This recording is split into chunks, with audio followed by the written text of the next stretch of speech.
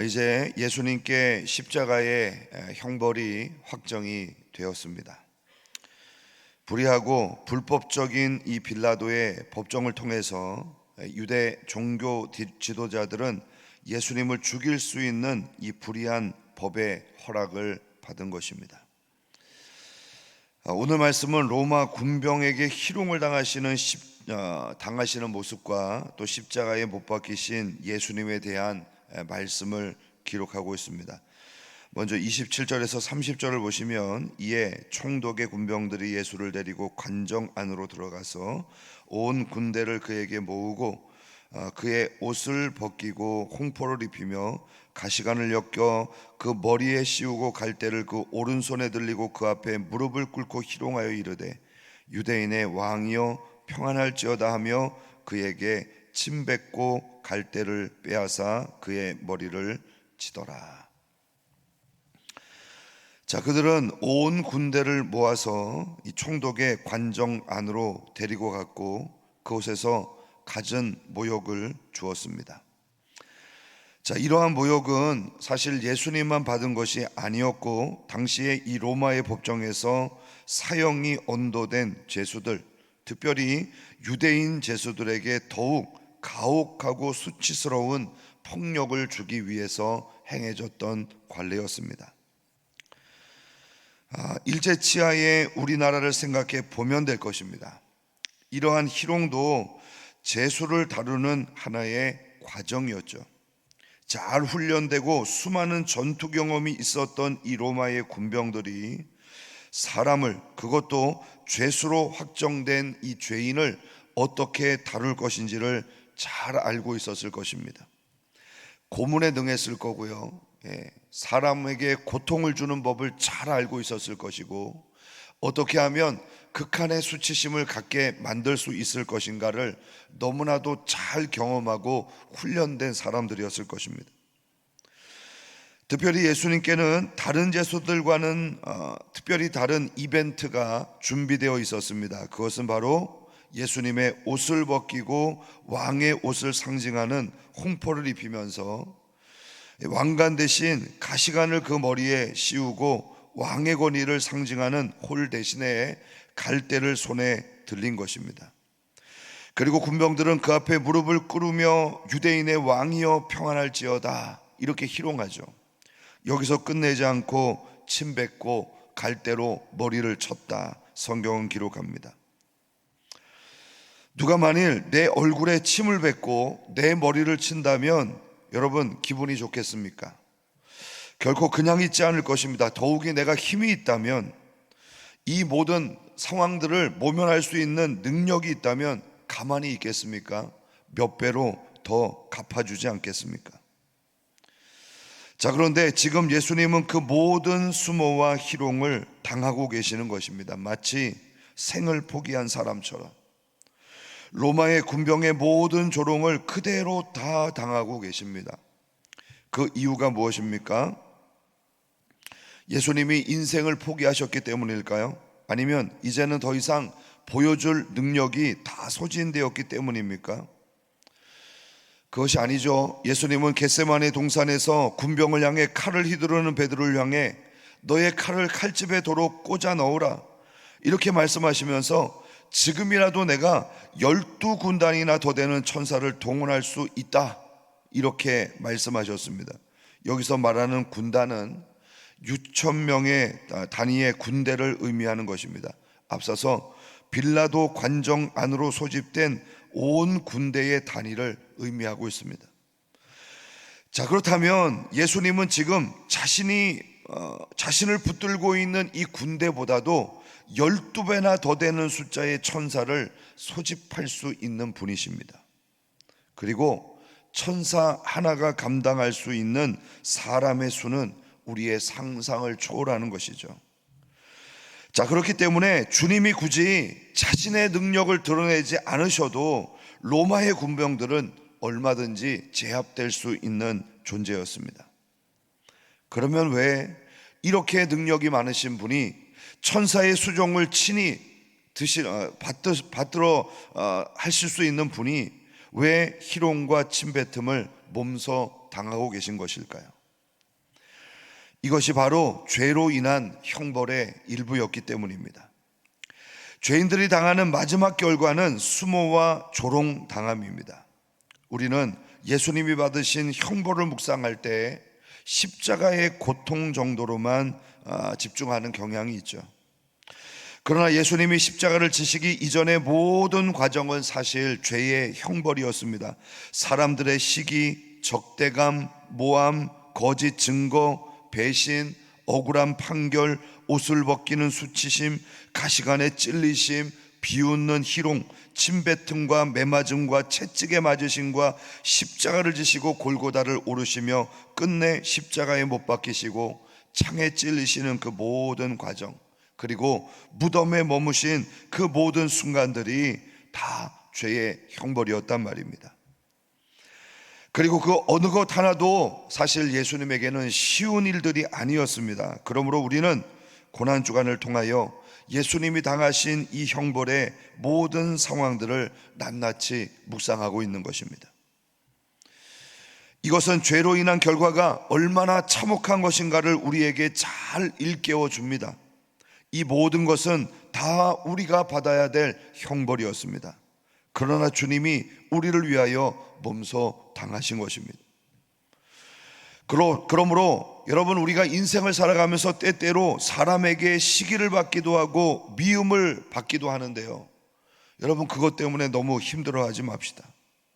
사람들이 우리를 향해 거짓말을 하고 모함을 한다고 해도 너무 억울해하지 맙시다. 주님은 우리를 위해서 그것보다 더한 것을 감내하셨습니다. 내가 원치 않는 고통이 우리에게 다가온다 할지라도 너무 하나님 앞에서 원망하지 맙시다.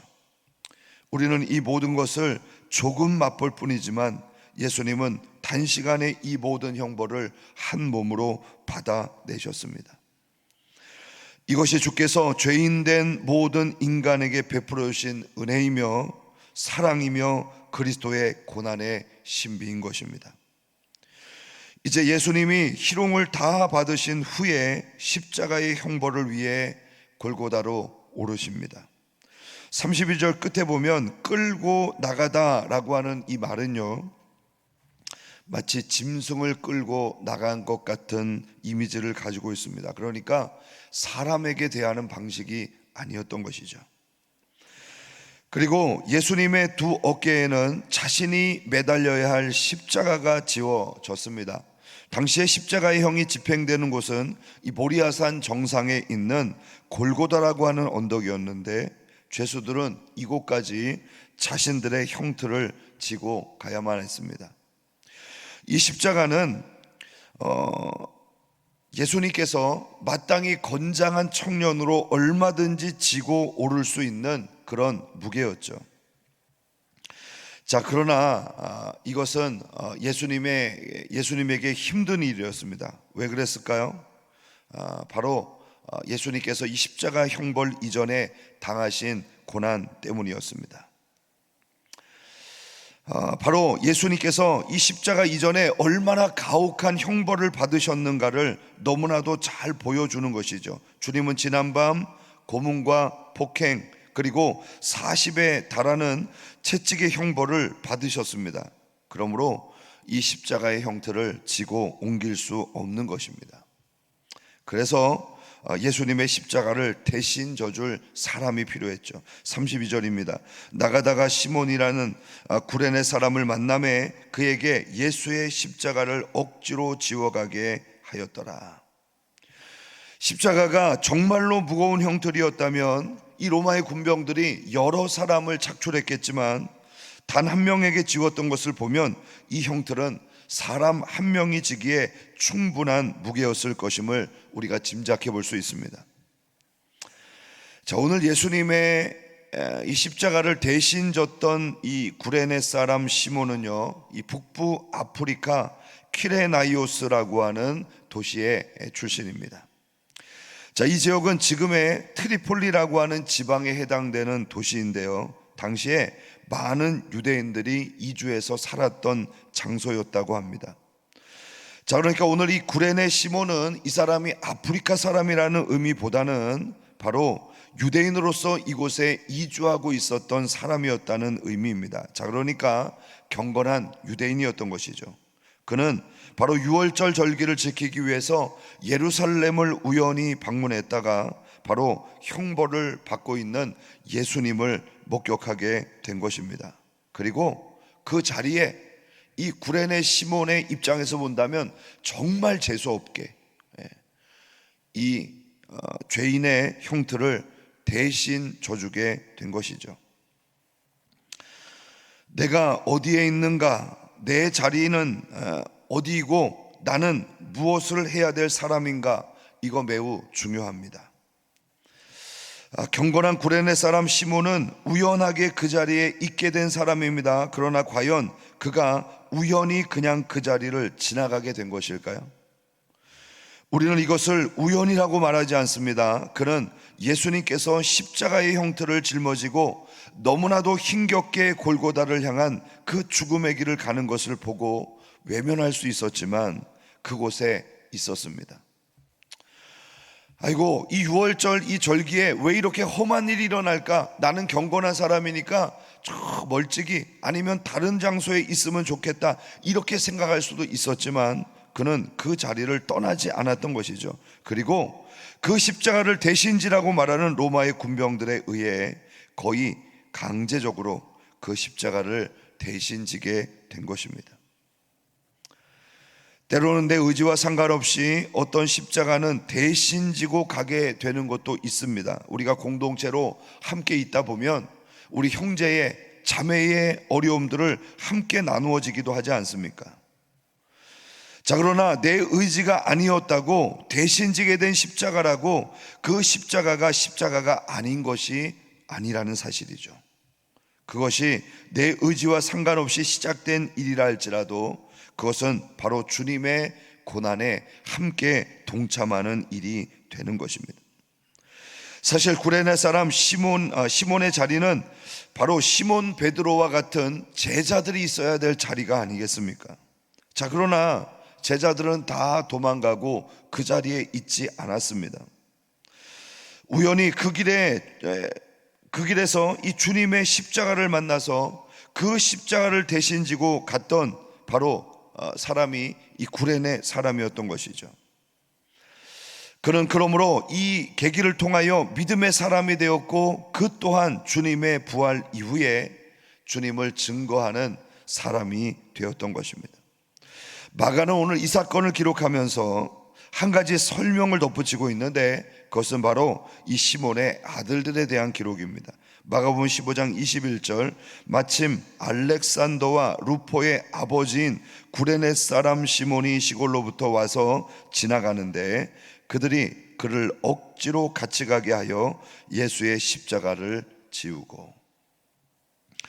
자, 마가가 시몬의 아들들을 기록하고 있는 이유는 바로 이들이 초대교회에서 중요한 역할을 감당하는 헌신자들이었기 때문입니다.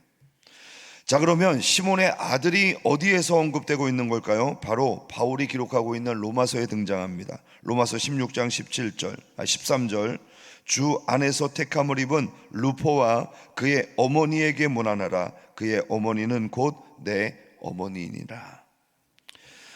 자, 오늘 이 본문에서 알렉산더가 왜 빠졌는지 잘 모르겠지만 그가 일찍 세상을 떠났는지 아니면 주의 일을 감당하다가 순교하게 되었는지 추측할 뿐입니다. 어쨌건 여기에 루포라고 하는 사람이 등장하고요, 바로 이 사람은 구레네 시몬의 아들입니다. 자, 구레네 시몬은 우연한 자리에서 억지로 십자가를 지게 되었지만 가까이서 예수님을 볼 수 있는 기회를 얻게 됐습니다. 바로 이 순간들을 통해서 그는 예수님을 구주로 영접하게 된 것입니다. 예수님이 골고다 언덕을 오르시며 보이셨던 그 안타까운 현장들, 예수님을 진심으로 사랑하면서 눈물을 흘렸던 여인들의 그 모습들, 십자가 위에서 백성들을 향하여, 하나님을 향하여 외쳤던 7마디의 외침들, 마지막 죽음의 순간에 나타났던 기이한 현상들, 그는 분명히 깨닫게 된 것입니다. 저분이 하나님의 아들이 아니면, 내가 기다리고 있는 메시아가 아니라면 이런 일들이 일어날 수 없다. 그는 이렇게 예수님을 영접하게 되었고 그의 가정이 하나님께 헌신하게 되었던 것이죠. 그러므로 그 우연은 하나님의 필연이었던 것입니다. 억지로 졌던 십자가는 그의 능력을 바꾸는 인생이 되었던 것입니다. 그리고 그의 가족은 초대교회의 바울의 사역을 함께 조력하며 헌신했고 그 아내는 바울에게 어머니라고 불릴 만큼 각별한 친분을 나누고 격려하는 동력자가 되었던 것이죠. 오늘도 여러분들이 걷고 있는 신앙의 길이 여러분 자신과 가족에게 놀라운 변화와 도전이 될 수 있기를 축복합니다. 오늘도 우리의 삶에 일어나고 있는 수많은 우연들이 하나님의 필연임을 기억하며 기쁘게 십자가를 질 수 있다면 너무나도 감사한 일이겠지만 혹여 억지로 지는 십자가라 할지라도 그 사명으로 인하여 하나님께 복을 받는 여러분들이 될 수 있기를 주님의 이름으로 축복합니다. 자, 이 시간 우리 함께 간절한 마음으로 기도하겠습니다. 예수님은 우리가 당할 모든 고통과 수치를 한 몸에 받으셨습니다. 그러므로 우리에게 일어나는 조금의 문제로 인하여 우리가 너무 억울해하거나 하나님을 원망하지 않기를 바랍니다. 주께서 마땅히 자신의 능력으로 이 십자가의 고난을 빠져나올 수 있었지만 그렇다면 우리의 구원은 어찌 된단 말입니까? 우리를 위해서 친히 받으신 그 예수님의 고난의 은혜를 기억하며 우리도 오늘 주님의 길을 따라갑시다. 구레네 시몬은 억지로 진 십자가를 기억하며 오늘도 우리의 삶에 다가온 이 우연한 하나님의 계획이 바로 필연 속에 있음을 기억하고 억지로 해도 복이 된다면 이왕이면 하나님 기쁘게 주님께서 주신 이 사명을 감당하는 성도가 되게 하여 주옵소서. 우리 이런 기도 제목 함께 올려드리며 우리 주여 크게 한번 부르고 그 기도하겠습니다. 주여